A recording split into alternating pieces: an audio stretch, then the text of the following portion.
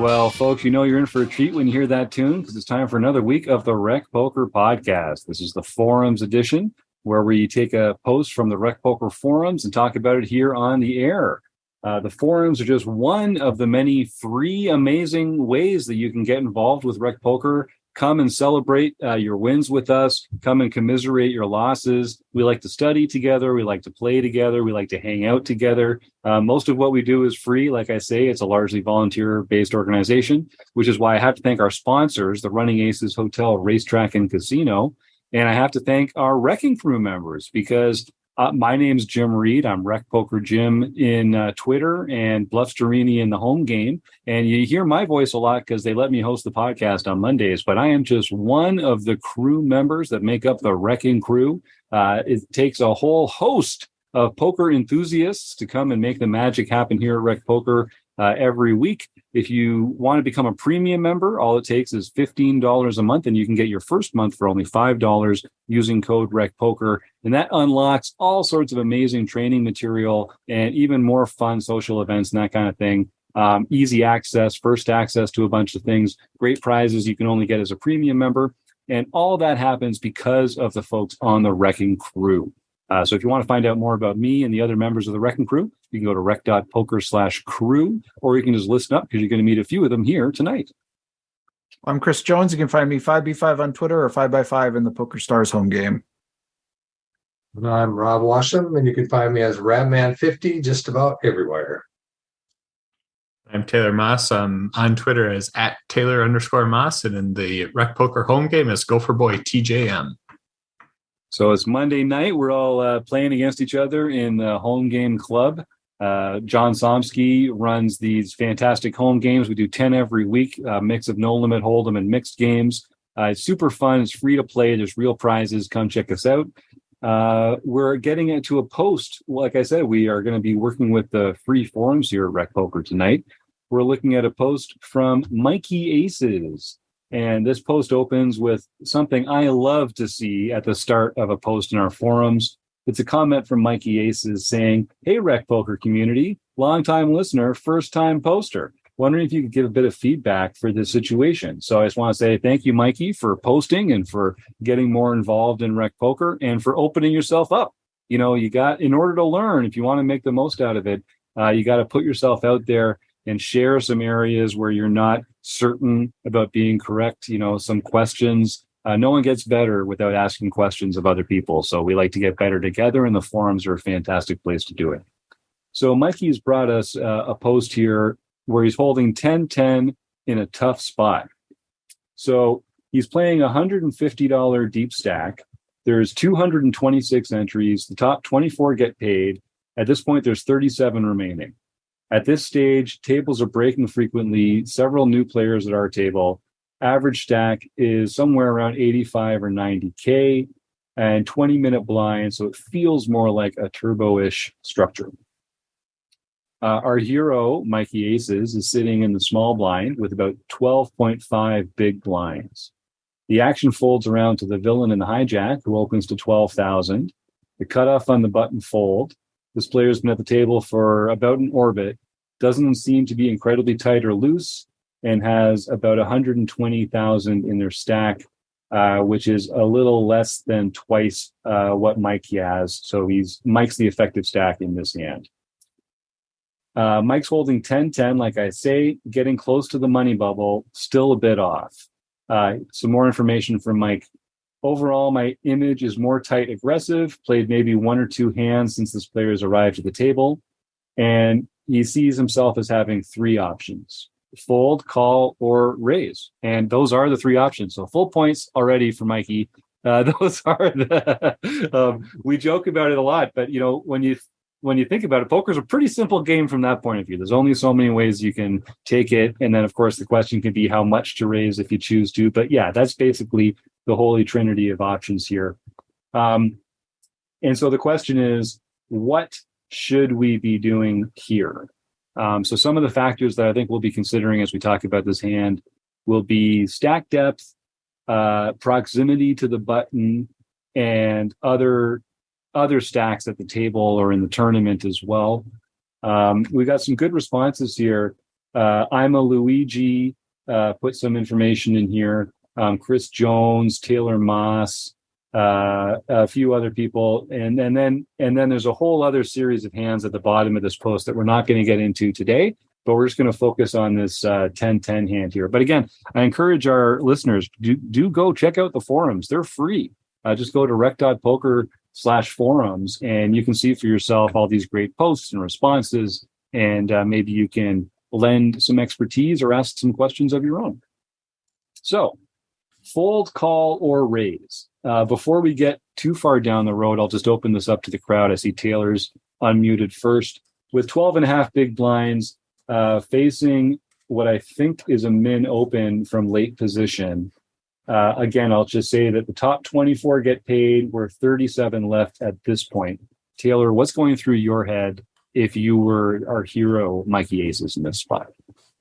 Yeah, I think the one thing, maybe you mentioned it, but quickly, but ICM is kind of the big thing to think about here, right? Because 37 left, 24 make the money. So we should starting to be thinking about like, okay, how much ICM pressure is currently on us, on our opponents, and how much will that play into decision making? Because I actually have been in essentially this exact same spot in a tournament on the exact money bubble, which I think is a really kind of tricky situation. So I'll try and convince everyone to appease me for a second and see what we would do on the exact money bubble of a tournament. But I think ICM is something we should consider here. But yeah, to me, this is kind of just like a slam dunk spot to just jam. Being in the small blind, we don't really want to call and try and play this post flop. And likewise, tens has kind of like, I think it's a term that people use as low visibility. If we would play this post flop, especially out of position, low visibility, meaning like we're not really sure if this is going to hit our opponent's hands or not. And given we have pocket tens, the only time we really feel comfortable is on a 9 high or lower board where we have an overpair. If a jack is on the flop, a queen is on the flop, we're a little bit unsure, but that doesn't necessarily hit our opponent's exact hand. So given that we have kind of a hand with low visibility, I think it just plays way better as a shove here. So to me, that's going to be the easy option. I think Mikey even talks about how he knows this because he's like, hey, I know it's a GTO play to shove. It's probably plus EV. But I think it's at least a good point that he's bringing up and talking through this, which is like, hey, what are all these other factors? He's talking about ICM, he's talking about GTO, he's talking about his opponents and stuff like that. So all the right things to think about, but I think this is always going to kind of end up in the shove category. Yeah, me too. And one of the things that interested me about this hand or this post from Mikey is, as you say, Mikey also kind of says this feels like a pretty slam dunk shove. But thinking about the different factors that we might consider here and how we might find ourselves taking a different action in different circumstances. Yeah, Rob, why don't you jump in there and then we can read a little more of the post. Well, I was just gonna make a comment about ICM. I recently saw a video put out by GTO Wizard. One of their developers or whatever, one of their analysts there put out a video where he analyzed how ICM affects the different stages of the tournament.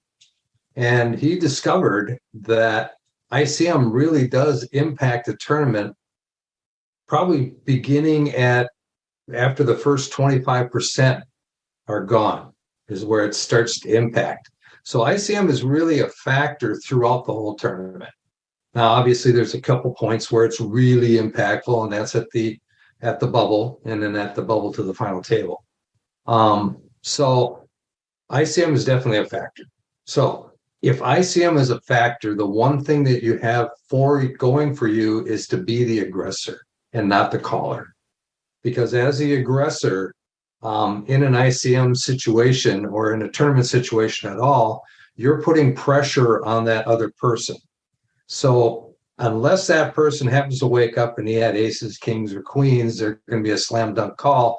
he could have a tough decision as to whether to call your all in, because even though he's got you covered, you could do a lot of damage to him. So at 12 and a half big blinds, he's definitely right. The GTO solution is probably to go all in. There's not much else you can do with that many blinds. You don't have any playability post flop because you don't have a large enough stack. Your SPR is going to be too low to do anything. So at this point in time, you can be aggressive and put the pressure on your opponent. Yeah, Chris?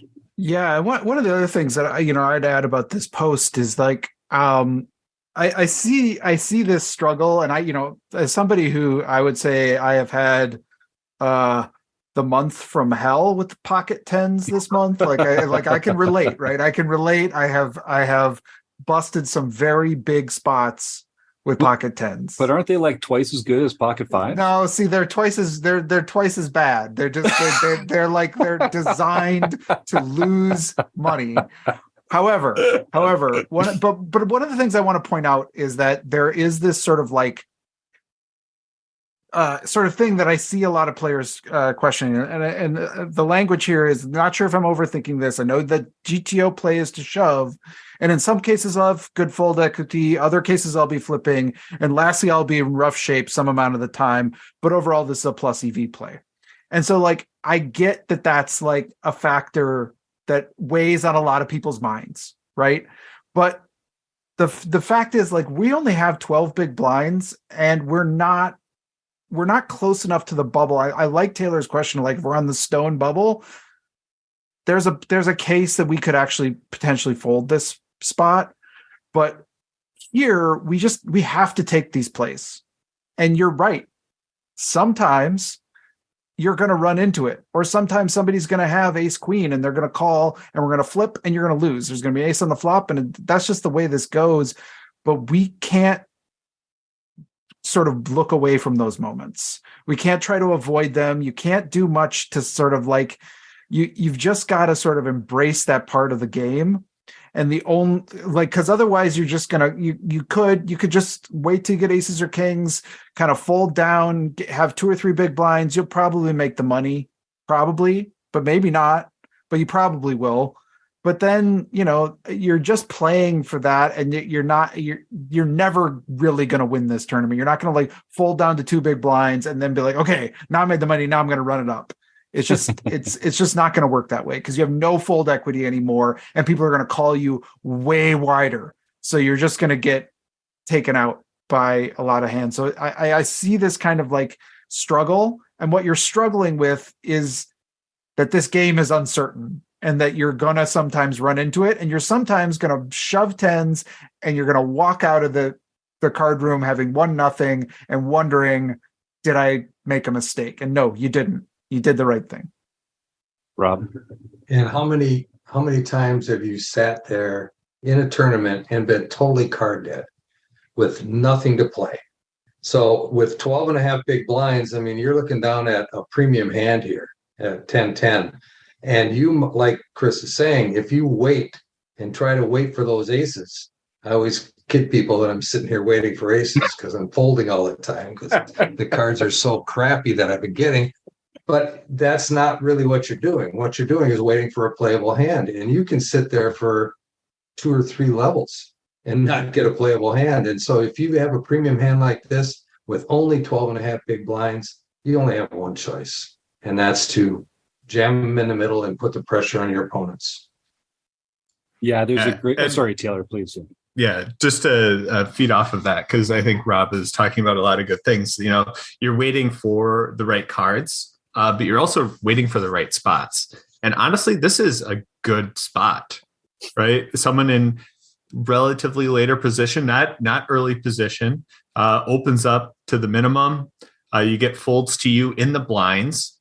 So you're only worried. There's only 2 other people left in the hand now, a big blind who hasn't acted yet, and the original opener. And you get a spot to rejam on them. It's going to be a lot better and more profitable in other situations instead of you just open jamming, because now you could potentially win the 2 big blinds from the open and the 2 big blinds that are sitting in the pot from the big blind and the ante. So you could go up plus 4 big blinds in this hand in a spot that should work out in your favor a good amount of the time. Like our opponent's probably going to be folding 60+% of the time, maybe 70% of the time. So that percent of the time we just profit 4 big blinds, and that's awesome. Like you just increase your stack a third. Like you want those like types of spots. So this is a premium spot to be in, because Rob's talking a lot about being card dead. Sometimes you can be spot dead. Sometimes you could get into this position and like there's an action and then a 3-bet in front of you. And then you look down at ace-10 offsuit and you're like, well, this is the best hand I've had in forever, but not versus a raise and a 3-bet. Like I can't get in there now. But here's a spot for you to rejam and take this down a good portion of the time. I like that. There's a great comment in here from Louis Hillman. I'm a Luigi. Louis has been a friend of the Rec Poker community for a long time, an active poster in the forums. He's really active on Twitter too, has a lot of fun there, and also likes a great band called Dispatch that I'm also pretty fond of. So Louis has just got great taste all over the place. He says here, it's a slam dunk with 12 big blinds and still 13 from the money. I do think if we're 3 from the money at the stack depth, our decision's much more interesting. The point that he makes here that I really like is that keep in mind that a double on the bubble. So assuming like in the hypothetical where we're closer to the bubble than 13 seats, doubling up still puts us at or below the average stack. So how much EV do we really gain from winning 4 big blinds at that point, as opposed to bailing out? So like what's the upside versus compared to the downside from an ICM consideration? That's something that I don't think enough people think about. You should be thinking, there's just so many different factors here. So let's tease this out a little bit. Chris, did you want to add something before we talk about being closer to the bubble? Just the other thing, I just kind of want to emphasize the fact that we are going to lose sometimes, because I think that's the part of this. And like, you know, I know I already said this, but like when I see a post like this, we're given the results, and spoiler alert, our hero does lose this hand, right? But I didn't even have to know that. I knew that that's what happened just by the fact that somebody's posting this kind of thing. Yeah. And just because you jam here with 10s doesn't mean you're going to win every time, but that's okay.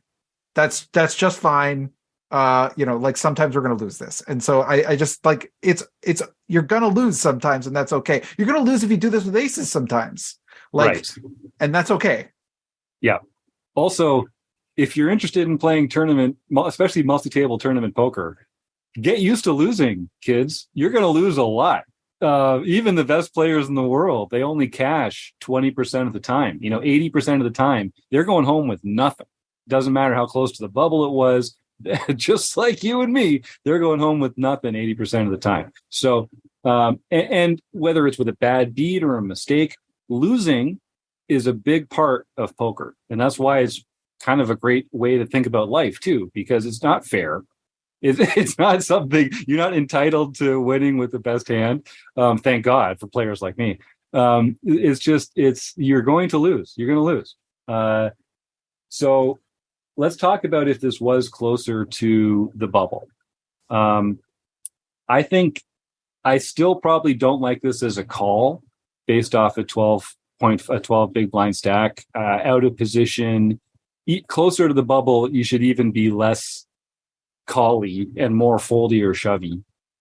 So I think the only question would be, how nitty do we have to be to the point of maybe folding here? What do you guys think about that? Yeah, and that's where I was hoping to turn this, because like I said, I've had this happen before. I was on the exact, it was technically the day one break. We needed one more person to break in the day to make the second day. And then the second day was going to be essentially in the money.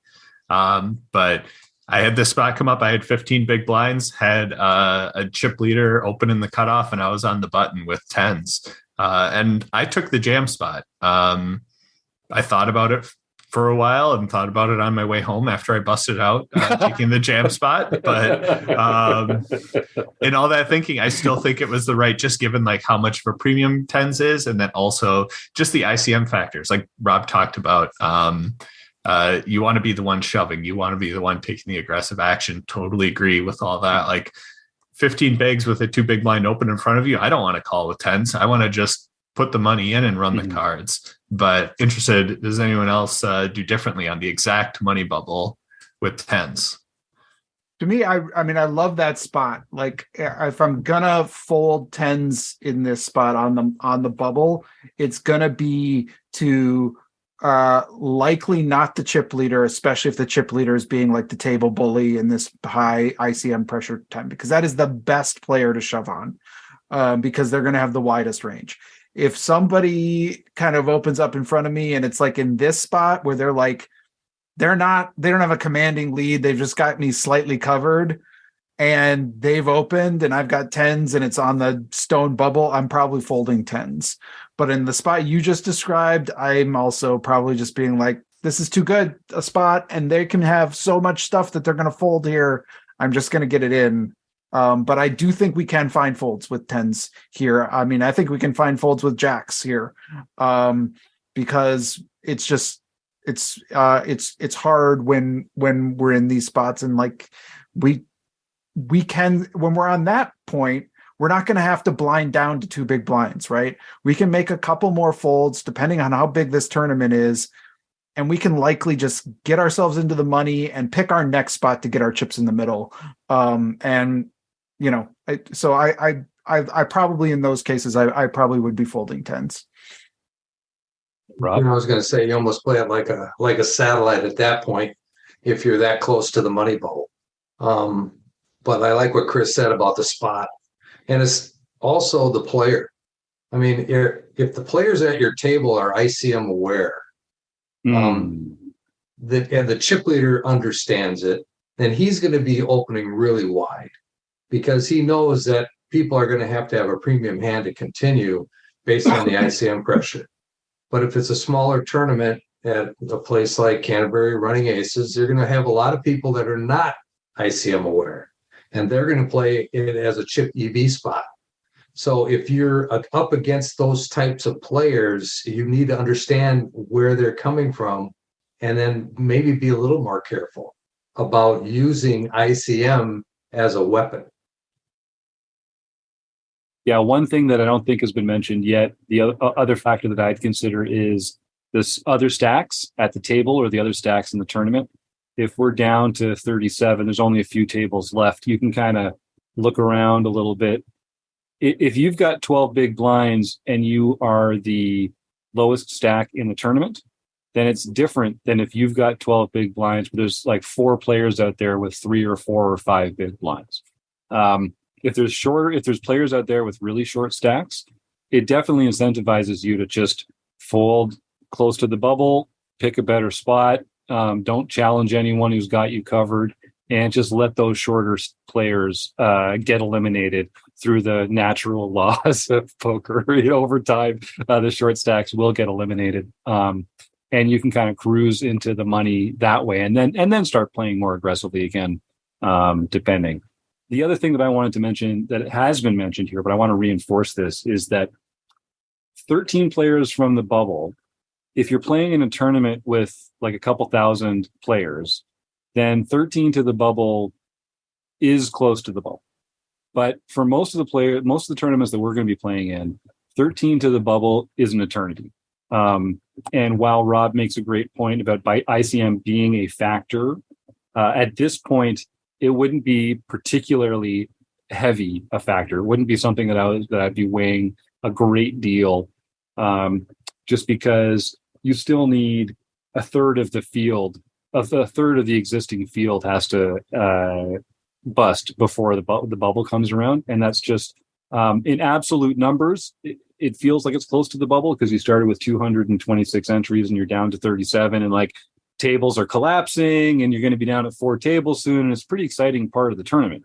But when it comes to ICM, you're still just a ways off, and I wouldn't feel bad about busting here with pocket tens, 13 off the money. And I hope Mikey, and I really like the way Mikey's approached this comment. He's thinking about the right things, he's weighing the right factors. We all overthink these car ride home hands, right? Even though we think we did everything right, like I say, that's just a part of poker, and I think you handled it. I think you handled it really well here, Mikey. So Thank you very much for your post. I'm sure you've got a bright future in other tournaments that you're going to be playing. I hope you post more. I do see you've got some more hands here at the bottom. We don't have time to talk about those tonight, but keep posting in the forums, Mikey, and keep playing in the home games. And I look forward to finding another post from you that we can talk about here on the air. Anything else, folks, that we should talk about here? Is there any other counterfactuals? We want to find some rabbit holes to go wandering down. All right. Well, then I just want to thank Mikey. I want to thank Chris and Rob and Taylor. I want to thank the Running Aces Hotel, Racetrack, and Casino. And I want to thank you, the listeners. We couldn't do it without you. So thanks for all your support and have a great week.